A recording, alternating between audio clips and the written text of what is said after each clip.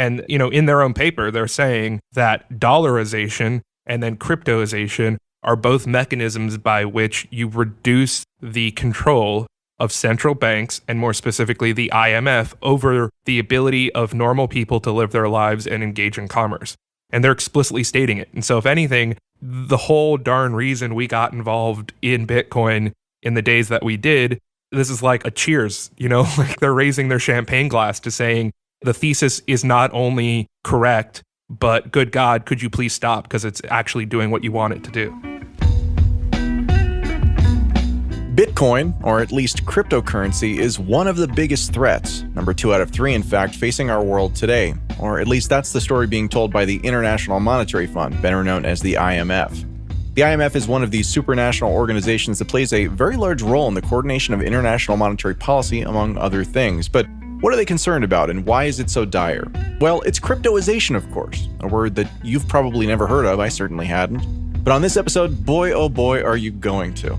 But before we get to that, my name is Adam B. Levine, and this is Speaking of Bitcoin. Today I'm joined as always by the other host of the show, Andreas M. Antonopoulos. Hello. And Jonathan Mohan. Hey, hey. Stephanie is out this week. So in their introduction to this section, The Crypto Ecosystem and Financial Stability Challenges, the IMF explains that the rapid growth of the crypto ecosystem is ushering in a new era that makes payments and other financial services, quote, cheaper, faster, more accessible, and allows them to flow across borders swiftly, end quote. Then going on to say that, quote, bank deposits can be transformed to stablecoins that allow instant access to a vast array of financial products from digital platforms and allow instant currency conversion, end quote.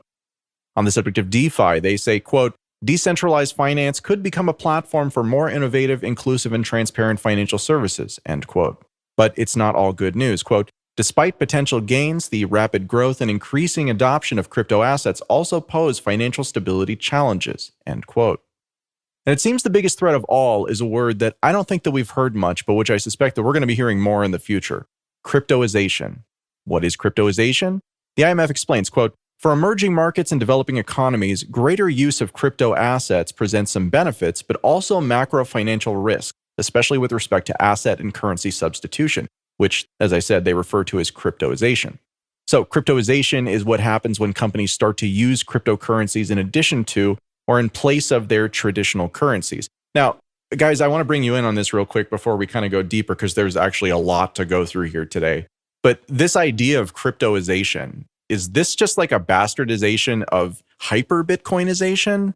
Or like, what's your read on this particular word? And have you ever heard it before? No, I think that was the most appalling thing in this report, was the damage done to the English language by these people, let alone traditional economics. But yeah, it's really a horrible word. It's one of those jargony words that mean nothing. Cryptoization is a conversion of some of the basis of your economic activity to cryptocurrency or crypto assets. I don't know. I think what it is really is a bastardization of digitization. And, it's incumbent upon incumbents to try to vilify the new by coming up with some word. So digitization is the thing lamented by the music industry, right?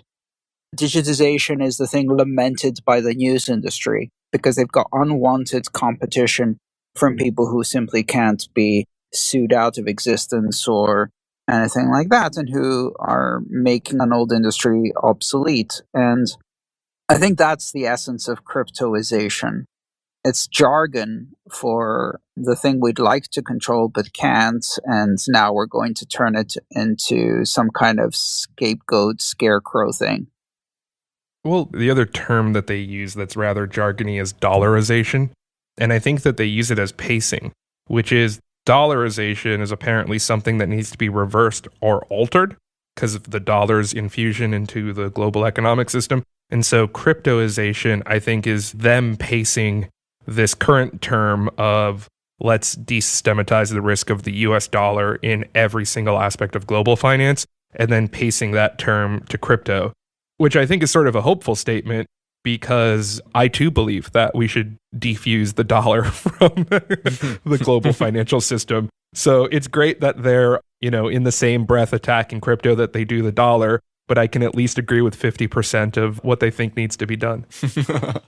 I'm just really surprised and shocked that they would come up with a list of the top 3 threats, and cryptoization would make the top 3, let alone the top 10. But really? I look at even the news that you can find everywhere. I mean, this isn't even a niche opinion. And what I've been hearing for the past couple of months is supply shock, supply chain inflation, supply inflation, stagflation, inflation. That's not in the top 3, but cryptoization is. That's really surprising to me. It seems like such a missed opportunity because, honestly, I think the vast majority of even mainstream economics, pundits at least, and economists more broadly, are really beginning to sound the alarm on inflation and the worst possibility of stagflation. And here is the IMF going, no, cryptoization is the real threat for stability. I just find that like a complete misfire. I think it also comes down to just the whole Keynesian notion of, you're right, you know exactly what you're doing. And if it weren't for that pesky 2% of the world that you didn't control, your model would have operated perfectly. And I think what they're looking at is this MMT death cult projection where everything works perfectly, but the moment you butterfly effect 0.5% of the world that doesn't conform to your rule, that's where you blame the reality not mapping to your models. And I think what they're doing here is pacing the global collapse that's about to occur financially onto the fact that this 0.5% of a butterfly of crypto is the reason why our perfection and our model didn't work as it was supposed to. A lot of people were posting this as well as the Bank of England report that said that crypto assets may cause the next big financial crisis, alongside a talk I gave in 2016 called Currency Wars, where I said, listen, you're going to blame us. The ultimate endpoint of this is that they're not only going to pretend that the economy isn't on fire, but they're going to blame the salespeople of fire extinguishers and those pointing to the fire exits for causing it. They're going to blame Bitcoin for causing the financial crisis inevitably happening. I said 2016. This is one of the predictions that I didn't want to come true, but it seemed to be heading our way. And I ended that talk by singing, "We didn't start the fire. It was always burning since the world's been turning." And it's exactly this. I mean, basically starting to build the narrative and kind of put that in people's minds now so that when things start falling apart, they could be like, well, as you said, Jonathan, if it wasn't for this pesky crypto that we don't control, everything would be perfect. Yeah, I mean, even within the report, something I thought was telling was when the IMF said that, quote, the banking sector can also come under pressure if the crypto ecosystem becomes an alternative to domestic bank deposits or even loans. Stronger competition for bank deposits through stablecoins held on crypto exchanges or private wallets may push local banks towards less stable and more expensive funding sources to maintain similar levels of loan growth.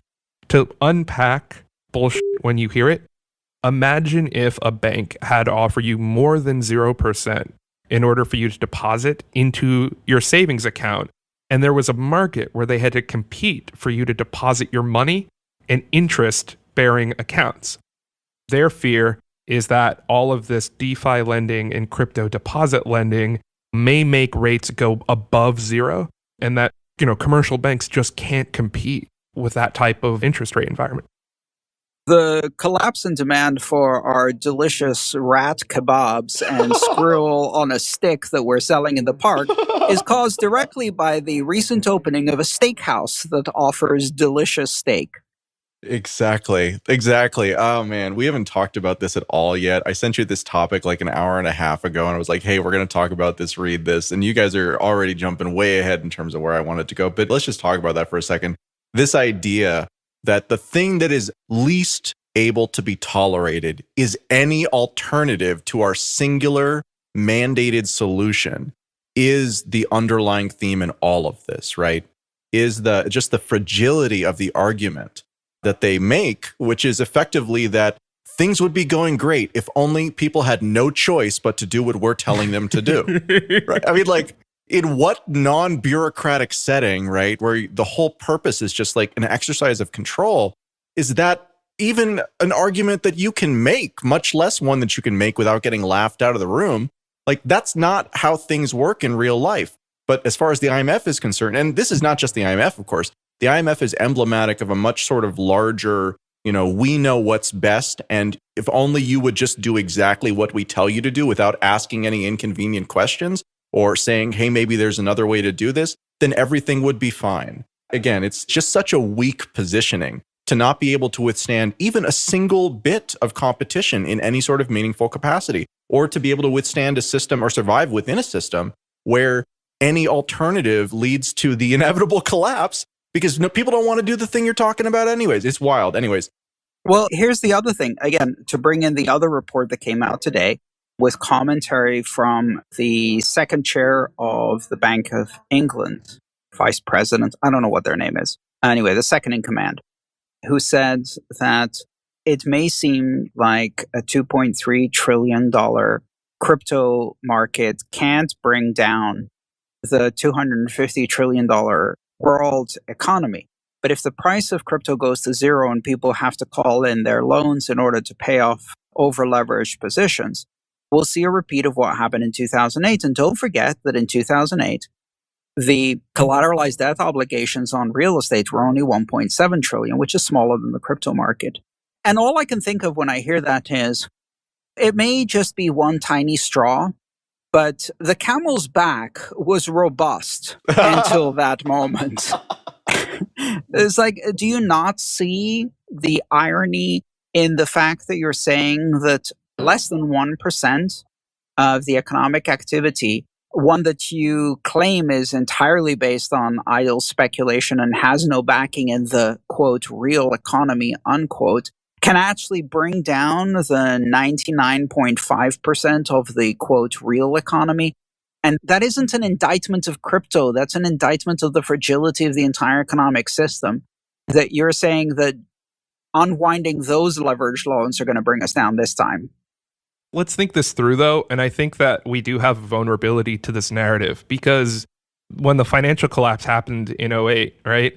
This narrative of, well, how much are credit default swaps as a percentage of the economy? And you're telling me the economy was so weak, all we were doing was doing finance.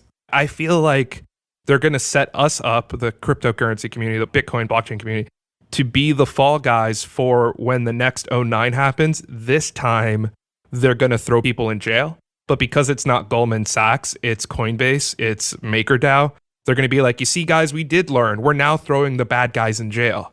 And the narrative is going to be like, these are the fault swap guys with their tethers and their, smart contracts. And we did it. We learned our lesson, and now we're going to throw them in jail. And this is the priming for that narrative. Hey, listeners. This episode of Speaking of Bitcoin is brought to you in part by EasyDNS.com. EasyDNS and its CEO Mark Jeftovic have been a friend of the show since virtually the beginning and are the sponsors of more episodes than anyone. Just like us, their interest isn't in making money. It's about helping grow these revolutionary ideas, offering more and better choices to real people, while empowering free, very much legal speech, even as that's become increasingly unpopular. They offer domain registration, DNS, and email backend service, along with anything else you might need to manage your little part of the internet. They've provided services to and stood up for outfits like WikiLeaks, even in moments when that was most difficult, and have been extremely responsive whenever we've run into problems of our own, as of course we use them too. Typically, sponsorships of this show are just that, sponsorships, not endorsements. But in the case of EasyDNS, I am willing to put my personal reputation on the line, unsolicited, and strongly suggest that if you're looking for more from your DNS provider, I strongly recommend EasyDNS.com. So check them out, and you can use the coupon code SpeakingOfBTC, that's all one word, SpeakingOfBTC, to get 50% off your initial purchase. That's EasyDNS.com, and thank you very much for listening. So on the next episode of Speaking of Bitcoin, we are actually going to dig into this particular question a little bit more, just in terms of like the current system versus a future system, and whether the current system and what parts of it perhaps are actually worth having if you have an alternative that doesn't work like this. I think, again, there's this broad argument sort of that financial stability must be maintained because the alternative is chaos. But the truth of it is that disruption always leads to disruption. And the people who are being disrupted are always the people who are the beneficiaries of the current system. And so there's very much there's a conflict of interest here when these types of parties argue. And it's worth noting that this entire report is sort of written in this way. So we read the 24 pages or so that are devoted to cryptocurrency. And as you might expect, it's full of very cherry-picked data to attempt to make their case more convincing. And it desperately needs to be more convincing because it's not particularly convincing even with this. But just to go through one very small example, on page 42 of the report, they say, quote, despite significant price appreciation, the return on non-stablecoin crypto assets are less impressive when adjusted for volatility. For example, the risk-adjusted returns of Bitcoin over the past year are similar to the performance of broader technology equities or the S&P 500, end quote. And then, however, investors are exposed to larger drawdowns. That's the next 4 words. Exactly. So again, it's a weird thing to say because the S&P 500 is up 18% year to date, 2021, while Bitcoin is up 97% year to date. So how can they say that the returns are comparable? The key is in that adjusted for volatility line, which means that even though Bitcoin has returned more than 5x an equivalent investment compared to the S&P 500 just this year alone, because of the 40% drop in the spring of this year, which has basically all been recovered at this point, I think we're a couple of thousand below the all-time high, using the Sharpe ratio, they can say that Bitcoin, which again adjusts for volatility, they can say that Bitcoin returns a reading of 1.75, while the S&P 500 returns a reading of 1.5. Now, the S&P 500 hasn't gone up very much, but it also, again, by nature of the extraordinary monetary stimulus and injections that basically have been driving markets for quite some time at this point, that, again, it has less volatility, so they pick the metric that makes the best case for them. And it's even worse than that, actually. Let's not forget that Bitcoin tripled in value, that is, grew more than 300% in the last quarter of 2020 alone. So we had 300% growth in Q4 of 2020, and then 97% growth off of that inflated number so far in the first 3 quarters of this year. There are a lot of ways to present data, and without belaboring it, it's just worth noting that the report is written in such a way where they can say that an asset which, according to MarketWatch, grew from a price of $11,231 exactly a year ago to $56,988 today, or 407% growth over last year's price, is somehow an equivalent return to the S&P 500, which 52 weeks ago was trading for 35% above what it's currently trading for today. The same amount of money invested into Bitcoin returned more than 1,000% better results than one into the S&P 500 over the last year. And I didn't have to cherry pick the data to do that. That was literally the first set of calculations that I did, going to mainstream non-crypto sources. Again, the only reason why you cherry pick data in the way that they're doing is because your case is weak and you are desperate to make it appear even just a little bit stronger. Well, I think the funniest thing about this paper is that their greatest concern, it seems, with the adoption of blockchain technology is in dollar-denominated stablecoins because of their desire to divest away from their people using dollar and dollar-denominated instruments. And crypto is creating a mechanism for their citizens to maintain that exposure. So when you look at their usage of the word dollarization, I really liked on page 52, where they were saying more extensive degrees of adoption, such as adoption of stablecoins as a means of payment and store of value, can pose more significant challenges by reinforcing dollarization forces in the economy. Dollarization can impede central banks' effective implementation of monetary policy and lead to financial stability risks through currency mismatches on the balance sheets of banks, firms, and households. This can be further amplified by liquidity risks, such as central banks not being able to provide liquidity backstops in foreign units of accounts. Cryptoization could moreover pose a threat to fiscal policy, and seigniorage revenues may also decline due to the shrinking role of central banks' money in the economy. I think that's basically what the entire paper's about. The great crisis here is that, Chinese, Africans, Europeans might be using an instrument of currency notes that aren't their country's currency, which means they can't hyperinflate against their own people, at least only the US dollar could if it's a dollar stablecoin, and that may lead to a declining role of their central bank in the money of their economy. It's interesting that this comes right on the heels of El Salvador adopting as legal tender. I think that really put the fear in the IMF. It almost seems like a lot of the statements made in this report are hinting very directly. Don't get me wrong, I don't think the El Salvador experiment is the smartest or best thing that's ever happened to El Salvador or Bitcoin. I think it's incredibly risky, and I've expressed my concerns and hesitation over that. But that's not the point. The point is that it's scaring the IMF for all different reasons.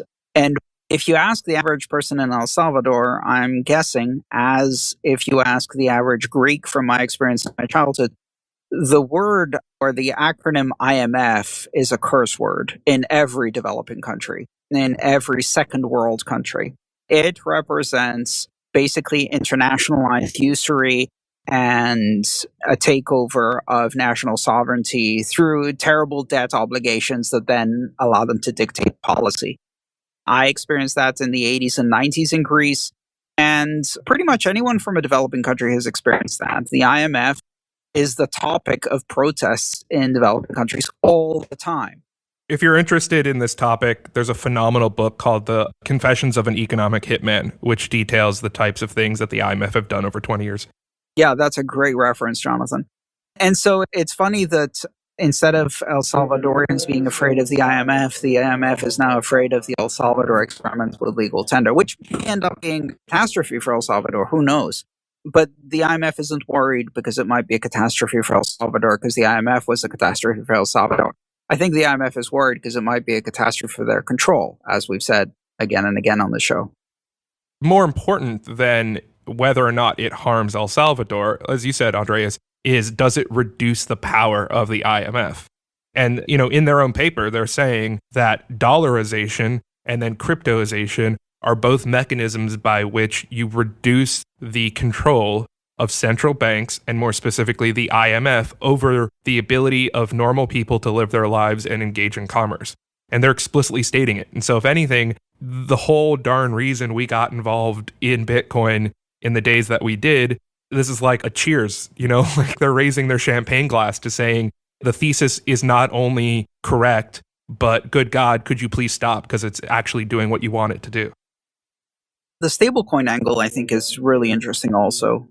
We've heard again and again from the IMF that they see stablecoins as the bigger threat than just decentralized cryptocurrencies. Although they don't talk about decentralized stablecoins as much, they mostly talk about dollar-backed, asset-backed stablecoins.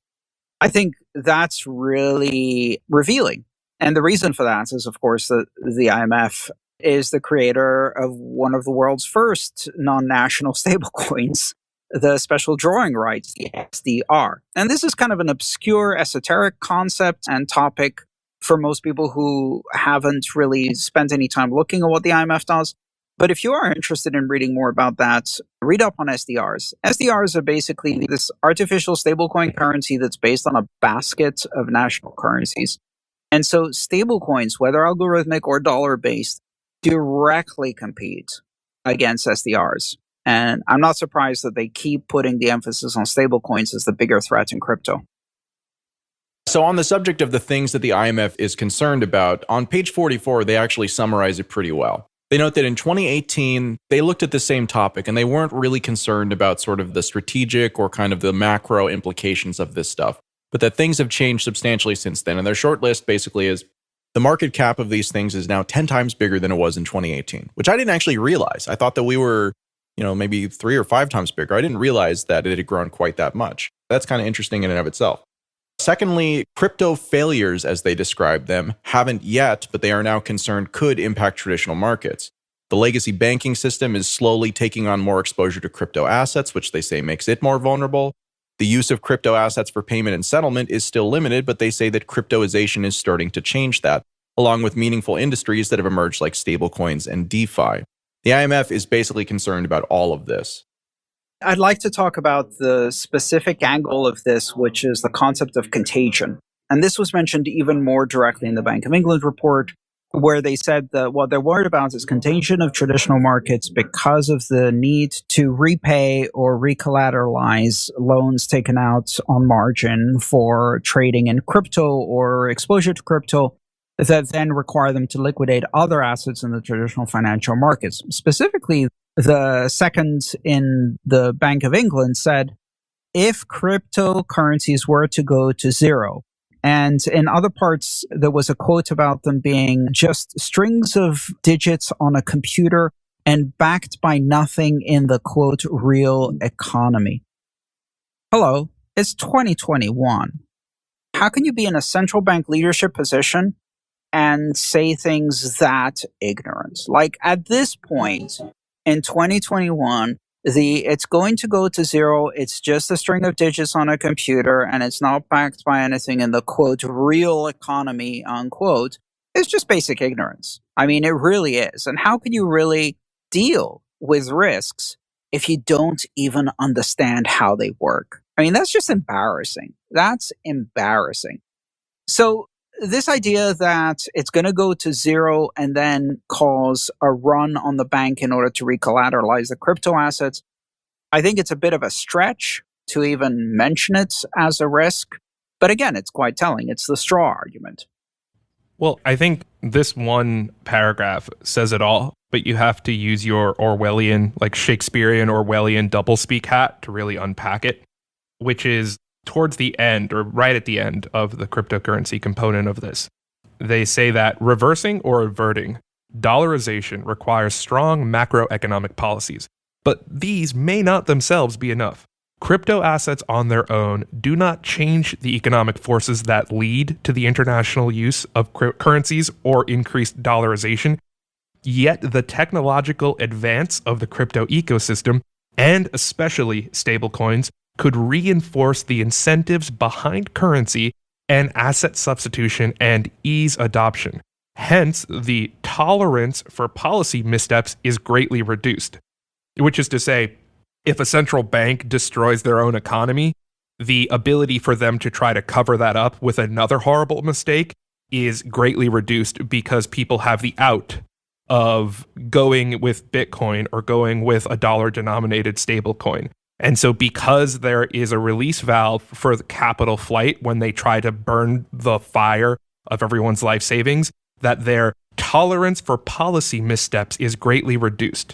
And countries that want to fend off dollarization will need to strengthen monetary policy credibility and safeguard the independence of central banks, which is to say, strengthen monetary policy credibility. Yeah, to strengthen the credibility and safeguard the independence of central banks, which is to say, give them more authoritarian unilateral power.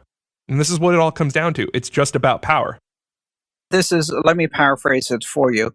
As the captain said, the presence of sufficient lifeboats on the ship will reduce the tolerance for iceberg collision mishaps among the passengers, leading them to think that orange-painted ships are much safer than our own cruise ships. I was thinking exactly the same thing. Yeah, it's really kind of funny. I mean, it's funny and it's horrific, right? Like, it's both of those things at once. At this point, again, like we've been talking about this stuff for 8 years. This is continued validation of the concerns that we've had about these structures and of the resistance to any type of alternative in terms of why they would want that. Like, just taking central bank independence for a second. Central bank independence is a concept that seems really weird used in this context, right? Typically, when you hear someone talking about central bank independence, the concern is that there are going to be political considerations from, the elected government of whatever the country is that will then influence the monetary policy decisions made by the central bank. The central bank is supposed to be independent because short-term political considerations can lead to long-term problems with your money if your monetary policy is captured by politics, which is really only beholden to this short-term time frame. So the idea of applying it to this particular circumstance, where they're not saying, well, someone is going to force us to do something because they have authority over us, but rather they're going to force us to do something because they offer a better version of the product that nobody likes that we create. I mean, like, Yeah. Or because people are beginning to feel the consequences. Essentially, what we're talking about here is independence from the economic reality of the consequences of our choices and monetary positions. yeah, exactly. We want to gain independence from consequences. We want to gain independence from reality. We resent facts getting in the way of our beautiful monetary policy. Exactly. Legalizing divorce reduces the tolerance for policy missteps. The ability to leave. We talked before about exit and voice, and they're basically saying that, we're not tackling the voice, we're tackling the exit. And the one thing that they cannot handle is the reduction in tolerance for missteps to their own people that the ability to exit provides. And the danger of exit to the everyman is as dangerous that they talk about two things in this damn paper: catastrophic climate change and Bitcoin. There's actually a third thing. They also talk about COVID-19. That's the third one, but that comes after cryptoization. They're less concerned about COVID than they are about cryptoization. If you want to grok the IMF's full nuanced perspective, which is not an enthralling read, but very interesting if you want to understand how the people working the levers of power in the world actually think, at least as far as what they're willing to say to us, you can find that in the show notes for this episode. That's all the time we have for this episode of Speaking of Bitcoin. This episode featured Andreas M. Antonopoulos, Jonathan Mohan, and myself, Adam B. Levine. This episode was edited by Jonas with music by Gertie Beats. If you have any questions or comments, send us an email at adam@speakingofbitcoin.show or leave us a review on your favorite podcast player. We definitely appreciate that. Thank you very much for listening, and we'll be back with another episode next week.